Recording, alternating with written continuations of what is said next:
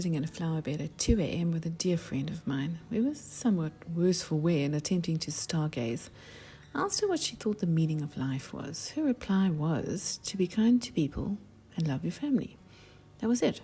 I was looking for a deep philosophical discussion and a debate on the meaning of everything. I was in existential mode. I wrote her off that night as being more than a little dumb. I was disappointed. Last night, I spent the evening in a drafty school hall watching tiny humans put on a musical extravaganza about happiness. None of the little people belonged to me, so I wasn't emotionally invested in the process at all. It was fascinating to see how different each one of them was. Some were brilliant with great dance moves, confidence, and a possible bright future on the stage. Others had absolutely no rhythm or forgot their words. But one thing they all had in common was that they tried.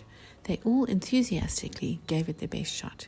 Even the dads who dressed up as bears and danced to bare necessities tried really hard.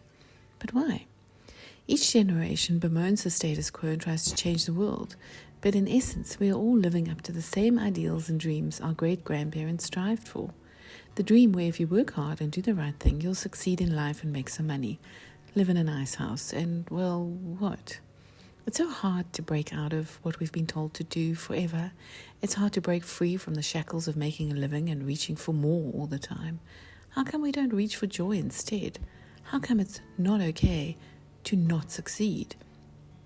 I work really hard at what I do. I spend massive amounts of time reaching out to people who I can work with, where I can enhance their project while they give me money to do what I do. I love what I do, but it's a never-ending cycle. I work hard so I can continue to stay in my lifestyle, so I can work hard. We've all seen that piece of writing about going to work to pay for stuff we only need because we go to work, or something along those lines. Those tiny little things on stage were trying so hard to fit in, to do the thing. Some days that's no small task for anyone. Who started this cycle? Whose dream are we living anyway? Is it human nature to want to be the best, do the best, strive and strive and strive? Or is that a groove we found ourselves in? A groove so deep we can't see anything but the sides. Oh, there are some who dig their own little grooves into the side of the much larger one. But are there any people who manage to climb out? Are there any people who look up and begin to plan a way out of it all? Maybe we all need help with that.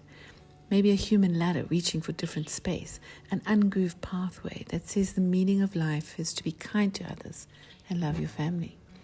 Maybe my dear friend was right. Maybe that's the answer.